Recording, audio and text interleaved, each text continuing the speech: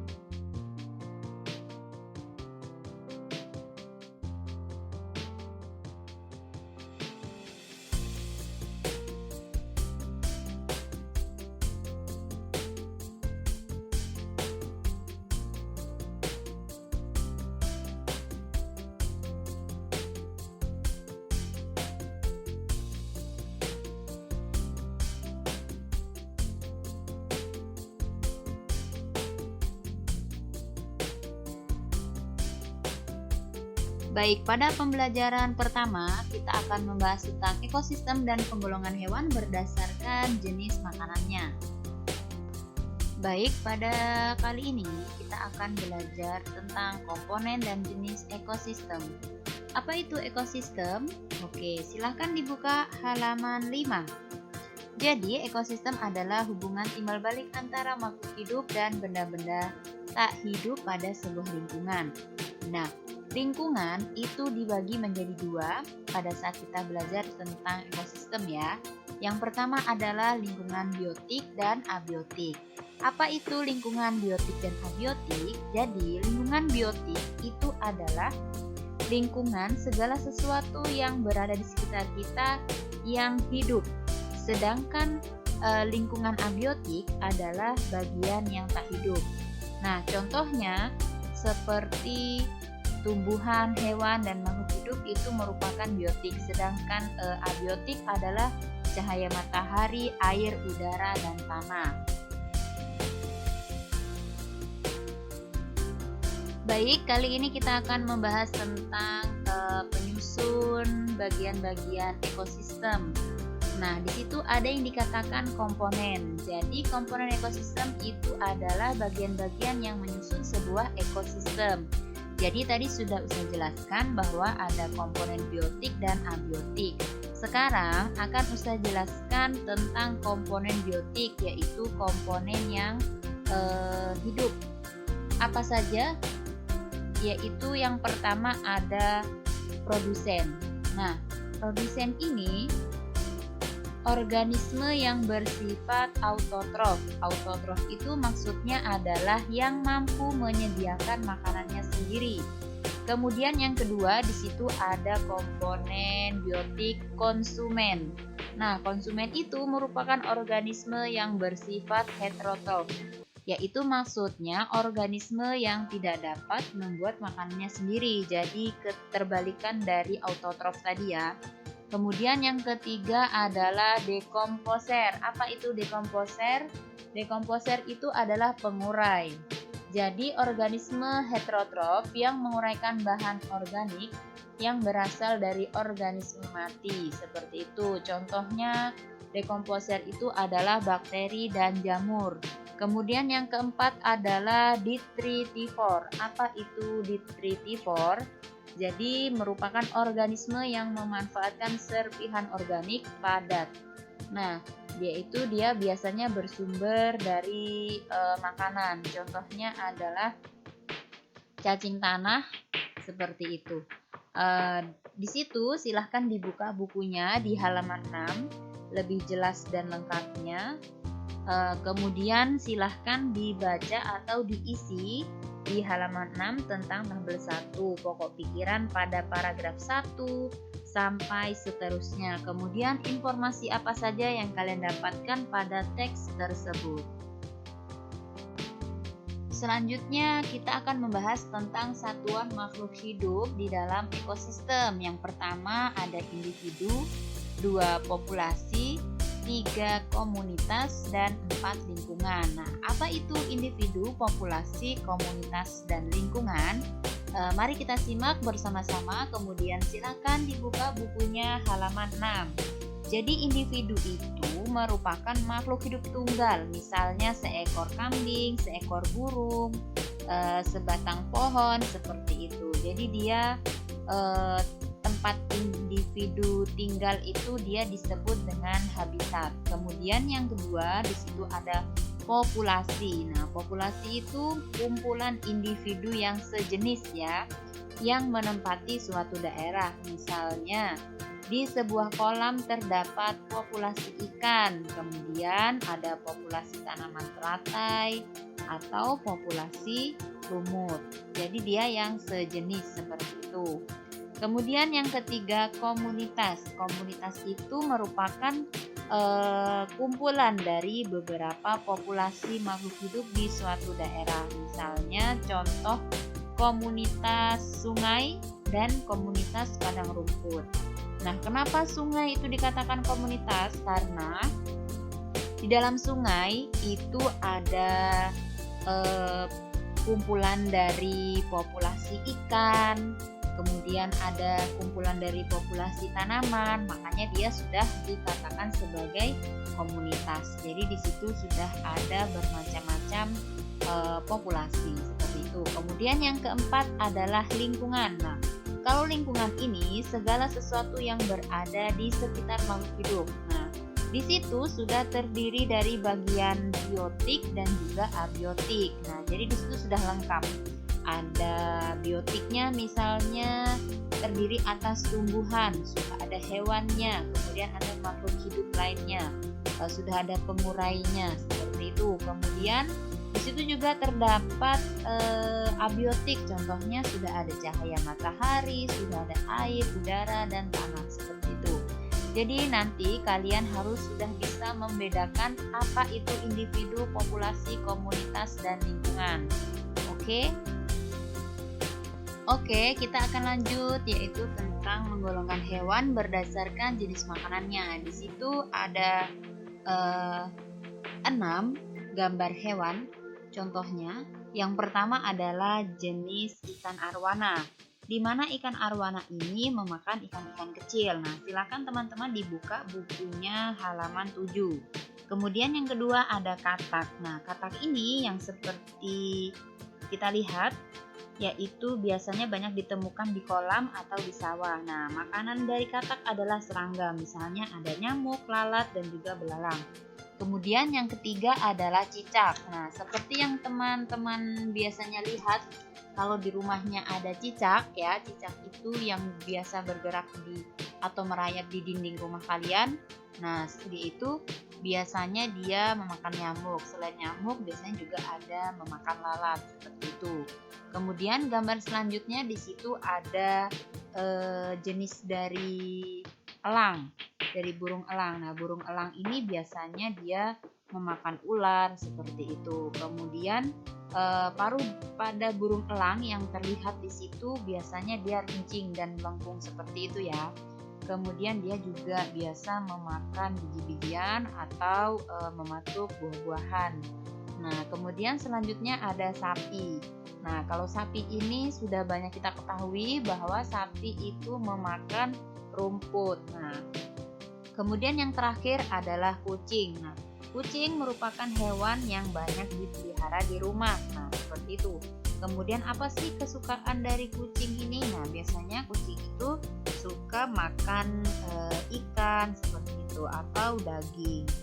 Nah, jadi apabila teman-teman di rumah memiliki salah satu hewan yang saya sebutkan, jadi bisa memberikan makanan yang sesuai dengan kesukaannya seperti itu. Jadi nanti akan ada lagi penggolongan jenis hewan yang satu jenis makanannya. Misalnya yang pemakan rumput namanya apa, daging, dan lain sebagainya. Untuk kali ini Ustazah akan menjelaskan salah satu contohnya saja. Baik, kita lanjut pembelajaran 2, yaitu ekosistem dan penggolongan hewan berdasarkan jenis makanannya. Oke, kita akan membahas tentang jenis-jenis ekosistem. Jadi, ekosistem itu terbagi menjadi 2. Yang pertama adalah ekosistem alami, kemudian yang kedua adalah ekosistem buatan. Nah, ekosistem alami itu adalah ekosistem yang terbentuk secara alami atau tanpa campur tangan manusia. Contohnya di situ ada padang rumput, ekosistem gurun, kemudian ada ekosistem hutan hujan tropis, kemudian ada ekosistem air laut, seperti itu. Nah, kalau ekosistem buatan berarti ekosistem yang sengaja dibuat atau dibentuk manusia untuk memenuhi kebutuhan atau keperluan hidupnya. Contohnya adalah sawah, waduk, dan perkebunan, atau ada juga seperti kolam-kolam ikan. Nah, seperti itu ya. Selanjutnya di sini ada jenis hewan berdasarkan makanannya. Dibagi menjadi 3, ada yang dikatakan herbivora atau pemakan tumbuhan, kemudian karnivora atau pemakan daging, dan juga omnivora pemakan tumbuhan dan daging.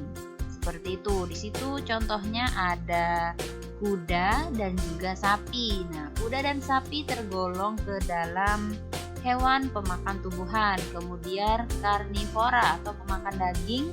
Di situ contohnya ada harimau. Nah, kemudian contohnya lagi omnivora atau hewan pemakan tumbuhan dan daging, yaitu tergolong seperti beruang dan juga ayam. Nah, kenapa ayam dikatakan omnivora ya? Coba nanti teman-teman lihat, kalau ada yang punya ayam silahkan dikasih biji-bijian, misalnya biji jagung seperti itu. Nah, karena jagung merupakan ke dalam tumbuh-tumbuhan. Nah, jadi di situ masih banyak lagi contoh-contohnya di buku kalian, yaitu pada halaman 16, 17, dan 18. Nah, dimulai dari susunan gigi itu berbeda ya. Susunan gigi pada hewan herbivora itu tentunya juga berbeda dengan susunan gigi pada hewan karnivora. Nah, masing-masing di situ sudah lengkap. Selanjutnya kita akan membahas tentang letak geografis Indonesia, komponen peta, dan juga ada peristiwa Sumpah Pemuda. Letak geografis Indonesia. Jadi, letak geografis adalah letak suatu negara di permukaan bumi. Secara geografis, Indonesia terletak di antara 2 benua dan 2 samudera, yaitu benua Asia dan benua Australia, kemudian Samudra Pasifik dan juga Samudra Hindia. Selain itu, wilayah Indonesia juga membentang dari Sabang di bagian barat dan Merauke. Nah, jadi negara Indonesia merupakan negara kepulauan. Ada lebih dari 17.000 pulau. Nah, setiap pulau itu memiliki luas atau ukuran yang tidak sama. Ada yang berukuran kecil dan ada juga yang berukuran besar. Contohnya, pulau besar yang ada di Indonesia adalah Pulau Sumatera, Jawa, Kalimantan, Sulawesi, dan Papua. Adapun contoh pulau kecil yang ada di Indonesia adalah Pulau Nias, Siberut, Bangka Belitung, Madura, Bali, Lombok, Flores, Ambon, dan Halmahera. Baik, selanjutnya kita beralih ke komponen peta. Kalau tadi kita sudah melihat letak geografis Indonesia melalui peta. Nah, di sini kita akan belajar tentang komponen-komponen pada peta atau apa saja yang ada di peta. Jadi di dalam peta itu ternyata ada judul peta. Kemudian ada skala tepi, kemudian ada skala peta, ada arah mata angin, kemudian ada simbol, ada warna, kemudian tata penulisan, garis astronomis, yang ke-9 ada legenda, kemudian ada sumber dan tahun pembuatan peta, dan yang terakhir adalah insert peta.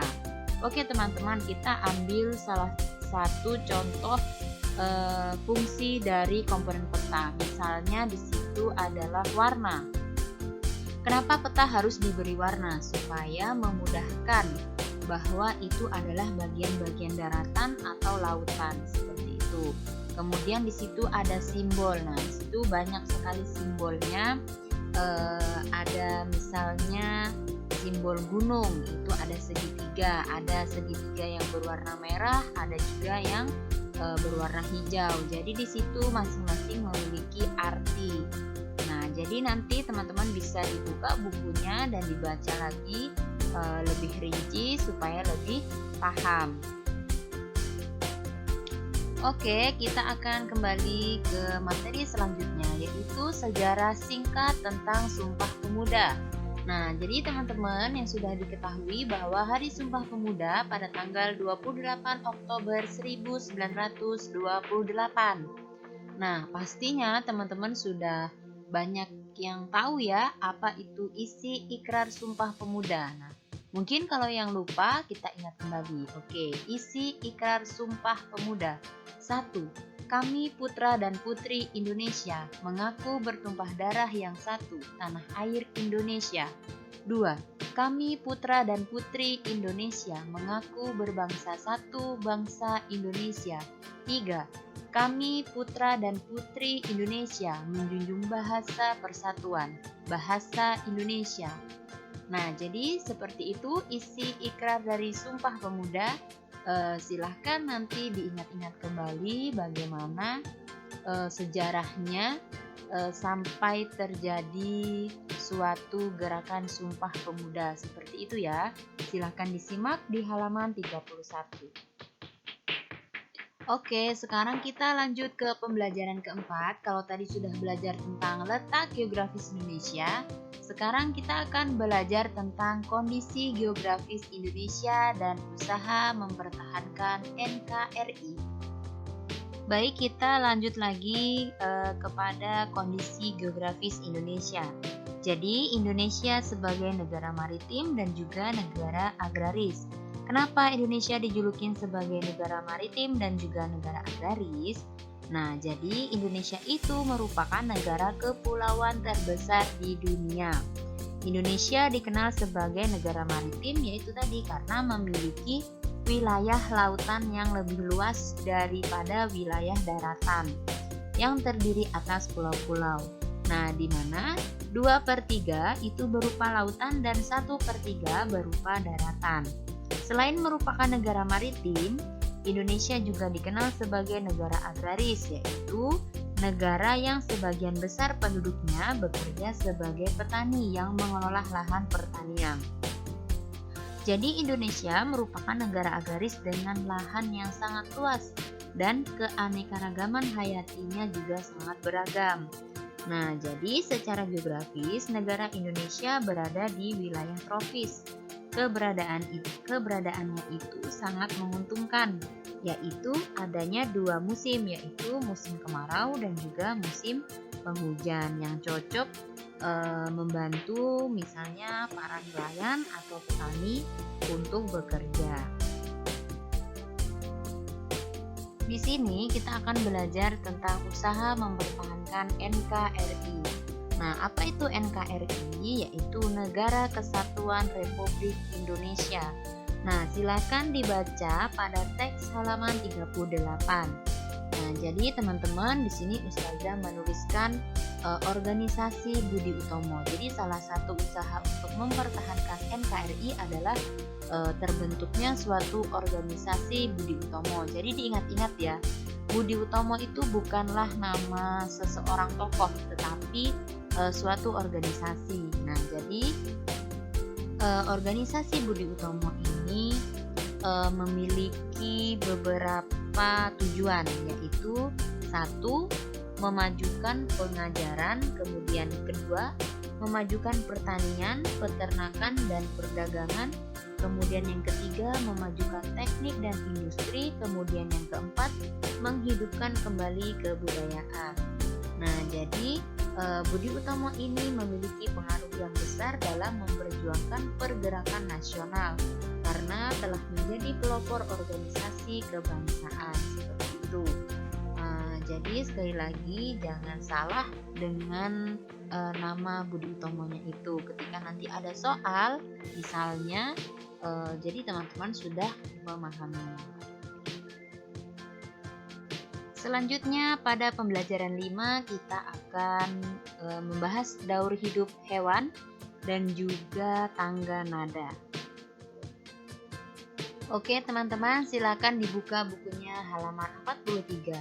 Nah, di sini kita akan membahas tentang daur hidup hewan. Nah, di situ nanti kita akan membahas metamorfosis sempurna, metamorfosis tidak sempurna, dan juga contoh hewan yang tidak mengalami metamorfosis. Nah, di situ apa sih daur hidup itu? Nah, daur hidup itu adalah merupakan tahapan suatu hewan, yaitu untuk tumbuh dan berkembang gitu ya. Jadi dia harus melalui beberapa tahapan. Jadi tidak langsung tumbuh menjadi dewasa, sama halnya seperti manusia. Nah, kita mengalami pertumbuhan dan perkembangan. Jadi di sini ada contoh metamorfosis sempurna. Contohnya adalah daur hidup kupu-kupu. Nah, kupu-kupu dimulai dari ulat atau larva, kepompong, kemudian menjadi kupu-kupu muda, kemudian menjadi kupu-kupu dewasa. Kemudian di situ ada daur hidup katak. Nah, sama halnya katak di situ diawali dari telur, kemudian menjadi kecebong. Ada kecebong yang ada kakinya dan juga ada yang tanpa kaki. Nah, jadi awal mula setelah dari telur dia menjadi kecebong tanpa kaki, kemudian menjadi kecebong berkaki, kemudian menjadi katak berekor, lalu menjadi imago. Jadi imago itu adalah nama lain dari hewan dewasa atau katak dewasa. Nah, jadi apa perbedaannya metamorfosis sempurna dengan metamorfosis tidak sempurna? Nah, nanti kita lihat setelah membahas metamorfosis tidak sempurna. Jadi diingat ya, ada dua contoh daur hidup hewan yang mengalami metamorfosis sempurna, yaitu kupu-kupu dan juga katak. Nah, selanjutnya kita beralih ke metamorfosis tidak sempurna. Di sini contohnya ada daur hidup kecoa dan juga daur hidup capung. Nah, bisa dilihat daur hidup kecoa dimulai dari telur, nimfa 1, nimfa 2, dewasa 1 atau dewasa 2. Kemudian seperti itu. Nah, kemudian kalau daur hidup capung dimulai dari telur, nimfa, kemudian capung dewasa. Nah, jadi bisa dilihat teman-teman perbedaannya dari metamorfosis sempurna dengan tidak sempurna itu adalah perbedaan pada setiap perubahan bentuk. Nah, kalau pada metamorfosis sempurna, setiap tahapan satu ke tahapan berikutnya itu mengalami perubahan bentuk fisik yang berbeda. Contohnya dari telur menjadi ulat, menjadi kupu-kupu, itu kan yang tadinya ulat yang tidak memiliki sayap, tidak memiliki kaki, lalu menjadi kupu-kupu berubah drastis seperti itu ya, memiliki sayap dan lain sebagainya.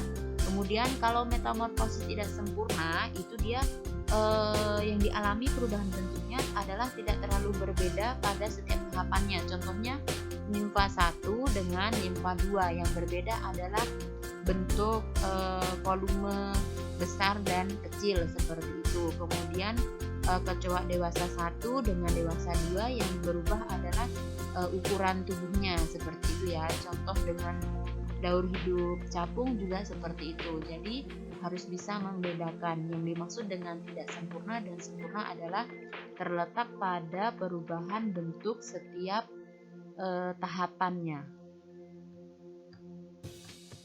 Nah, ternyata ada hewan yang tidak mengalami metamorfosis. Ada juga perkembangan hewan yang tidak mengalami perubahan bentuk. Nah, misalnya di sini ada daur hidup ikan dan juga daur hidup kucing. Nah, kalau di buku teman-teman di halaman 46 sampai dengan halaman 47 itu ada kadal, ada ayam. Jadi ada beberapa jenis hewan yang tidak mengalami metamorfosis dikarenakan itu tadi perkembangan setiap tahapnya pun tidak berubah bentuk. Nah, seperti ikan dari kecil dia ya ikannya sama, memiliki ekor, memiliki sirip, memiliki sisik seperti itu. Kemudian ketika dia sudah dewasa hanya berubah volume atau ukuran tubuhnya saja. Seperti kucing. Nah, yang satu itu ada gambar 1, 2, 3.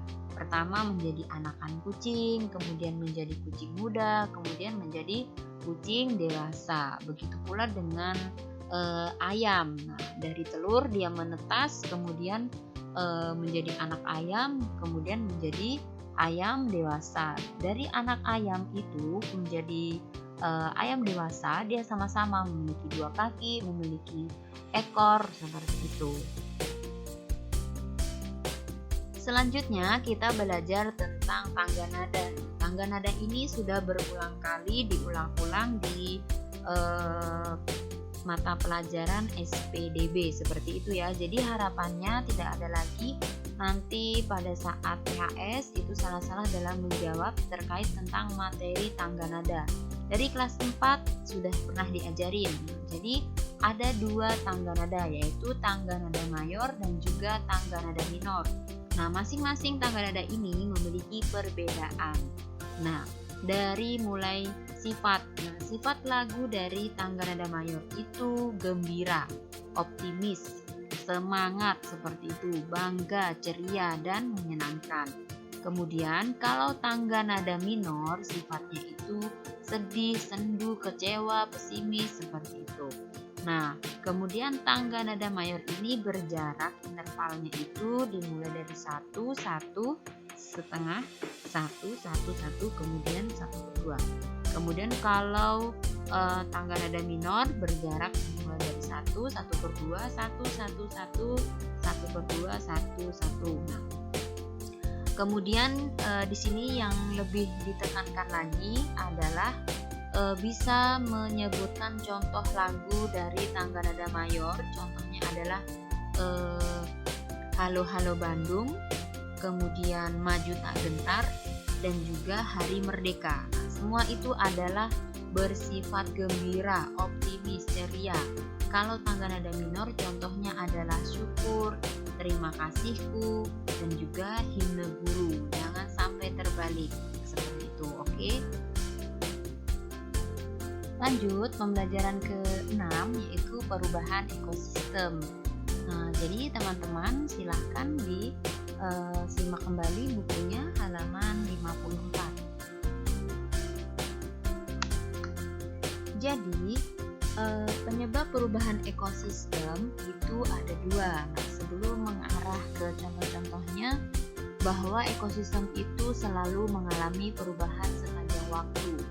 Kenapa? Karena dalam komponen-komponen di ekosistem itu mengalami peningkatan maupun penurunan jumlah populasinya, tergantung bagaimana kondisi di sekitar. Nah, di sini ada beberapa faktor yang menyebabkan penyebab terjadinya perubahan tatanan atau komponen ekosistem. Yang pertama itu adalah faktor alam. Nah, faktor alam itu contohnya adalah gempa bumi, longsor, banjir, tsunami, dan kebakaran hutan yang misalnya terjadi karena cuaca yang sangat panas atau kemarau panjang, bukan karena ulah manusia seperti itu ya. Nah, kalau yang kedua adalah faktor manusia. Contohnya faktor manusia atau ulah manusia yang bisa menyebabkan atau merugikan perubahan ekosistem adalah penebangan hutan dan pembakaran hutan, perburuan hewan yang tak terkendali, pemakaian pupuk yang berlebihan, pembuangan sampah dan limbah, kemudian kegiatan yang mencemari lingkungan. Nah, kegiatan yang mencemari lingkungan itu contohnya adalah pencemaran tanah, kemudian yang dikarenakan sampah yang tidak bisa diuraikan, misalnya plastik seperti itu. Kemudian pencemaran suara terjadi karena suara bising yang bisa merusak pendengaran. Kemudian pencemaran air terjadi karena masuknya bahan padat dan cair ke dalam air yang membahayakan organisme di dalam air tersebut. Nah, kalau pencemaran udara sendiri itu terjadi masuknya berpolutan atau polusi udara, baik itu dari asap kendaraan, debu maupun dari jelantah. Jadi bisa dibaca sendiri yang lebih panjangnya, yaitu di halaman 55 dan 57.